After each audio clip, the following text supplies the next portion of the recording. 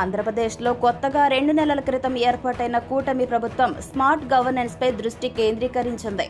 పాలనలో కూడా latest trend ని ఫాలో అవ్వాలని ఆలోచిస్తుంది. లెస్ గవర్నెన్స్ మోర్ గవర్నమెంట్ పాలసీతో ముందుకు వెళ్తున్న ప్రభుత్వం తాజాగా మరొక సరికొత్త నిర్ణయాన్ని తీసుకుంది. 2014-19 మధ్యకాలంలో అధికారంలో ఉన్న తెలుగుదేశం ప్రభుత్వం అప్పట్లో అమలు చేసిన విధానాన్ని మళ్లీ తాజాగా అమలు చేసేందుకు నిర్ణయాన్ని తీసుకుంది. ఆ మేరకు ఒక సర్క్యులర్ కూడా జారీ చేసింది. అదే పేపర్లెస్ క్యాబినెట్. ఏపీ రాష్ట్ర ప్రభుత్వం ఈ మేరకు ఆగస్టు 27వ తేదీన నిర్వహించ తలపెట్టిన కేబినెట్ మీటింగ్ లో ఎటువంటి పేపర్ మనకు కనిపించదని ముఖ్యమంత్రి ఆదేశించారు. పేపర్ కు బదులు ఐప్యాడ్లు ఇవ్వాలని డిసైడ్ అయ్యారు.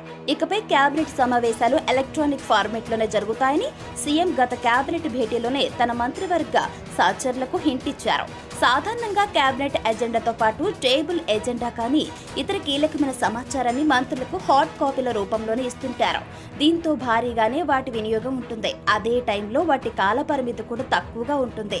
ట్యాబ్లు అలవాటు చేయడం ద్వారా సమాచారంతో పాటు సెర్చ్ ఇంజిన్ల ద్వారా అదనపు సమాచారాన్ని కూడా పొందే ఛాన్స్ ఉంటుంది.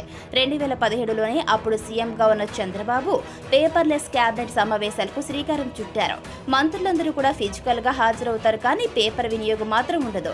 అజెండా అంశాల ఆధారంగా ప్రతి కేబినెట్ సమావేశానికి ప్రభుత్వం 40 సెట్ల నోట్స్ ముద్రించాల్సి ఉంటుంది. గతంలో హాట్ కాపీల రూపంలో ఇచ్చే ఆ నోట్స్ అన్ని ఇకపై సాఫ్ట్ కాపీల రూపంలో మినిస్టర్స్ కు సంబంధిత అధికారులకి ప్రభుత్వం అందజేయనుంది.